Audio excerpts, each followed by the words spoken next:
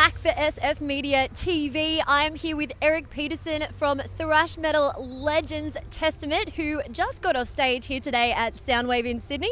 Eric, how are you feeling? Feeling good. A little sticky, but killer. Awesome. And today, day 2 of Soundwave.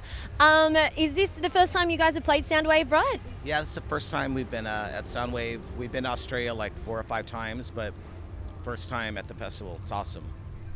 Fantastic. And so like I said, day 2 down. So which fans have gone the craziest so far, would you say, Brisbane or Sydney? Well, I think both shows, because we do this thing called the Wall of Death, where we make everybody spread apart, and then Chuck tells everybody to kill everybody, which is kind of crazy. And I'm like, okay, make sure you say you want them to kill everybody, because. But you know, it always works out. So I would say, yeah, it's kind of equal right now. We'll see what happens. Fair enough. Have you personally ever been inside a wall of death? I've been in a lot of pits, yeah, when I was younger. I forgot what it's called, but me and Alex, when we'd go to shows back when we first were Legacy, before we got signed, we used to like join hands and we'd like swing each other around and just pummel people. Like people, girls would have drinks, would be like, ugh.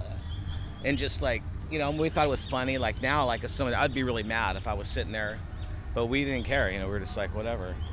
The folly of youth. That's pretty more brutal than the Wall of Death, because Wall of Death, at least you can know that you're gonna come crashing into somebody.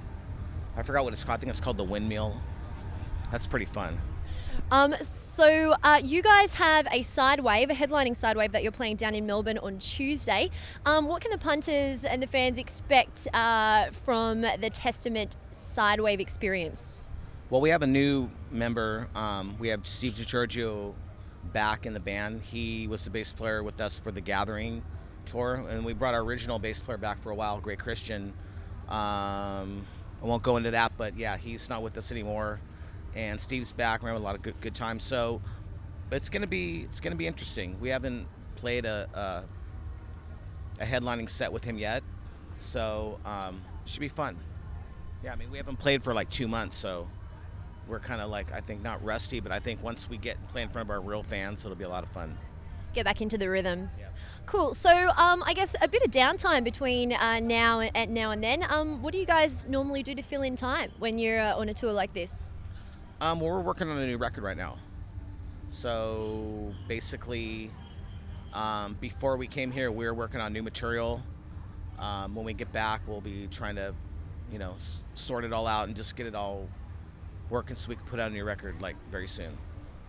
Awesome. And can we expect you to bust out any new material, previously unheard material at the Soundwave shows or at the Sidewave? No, that's too soon. I mean, there's just riffs right now, so sorry. So let's talk about the music, because the latest record that you guys released was Dark Roots of Earth. That's been out for a while now, released in 2012. Bit of a more melodic direction with that record. Was that a conscious decision, or did it just sort of happen organically like that? I think we wanted to go back more to, well, we liked being really heavy. That's the whole thing. But just being brutal and heavy isn't enough. I mean, you really got to have, you know, some melody in there to remember. It's the best thing when, you know, somebody just starts whistling and they don't even know what they're whistling, and it's your song. So, you know, we try to have that vibe going. But, you know, being brutal is being brutal, but we try to mix it with melody. So I think that's kind of where we're thinking, but, you know. Yeah, awesome. I don't know whatever I'm saying, but, you know, something like that.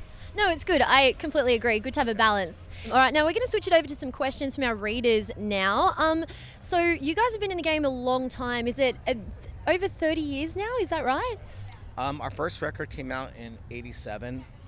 It's going to be 30 soon. It's a long time. I guess you go off like when your record came out, right? Would that be the proper way? Yeah, I'd say so. Okay, so our first record was out in '87, so 12. Yeah, we're coming up to 30. I would imagine our new record will be the 30th anniversary. Awesome. Okay, this was one from Ronnie. What's the best jam session you guys have ever had? We did a show with, of all bands, Journey, Y&T, Montrose. It was like a really rock and roll Bay Area band, and we were like you know, the underdog Testament band, you know, like, oh, let's invite this band that's famous, but they're not, because those bands are more radio. So, you know, we were invited to do the show, and they're looking for a guitar player to play. They're going to do Rock and Roll by Zeppelin. And I just happened to be backstage, and Neil Sean came up and asked me if I wanted to go up there and jam with. It was going to be Joe Satriani, Neil Sean, Dave Benicchetti from YNT, and me. And I was like, somehow I don't fit in that group, but I'll do it. You know, that's kind of cool. And so we got up there and played it, and they actually, we were on stage, they pointed at me to do the first solo, like at the same time, and I'm like, and I looked down and I saw my girlfriend from 8th grade in the audience, so I was just like, oh my God, I'm tripping out. This is weird.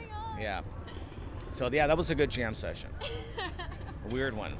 Weird, but good. Yeah. All right, thank you so much for speaking with us today, and I hope the rest of your Soundwave experience is amazing. Rock and roll.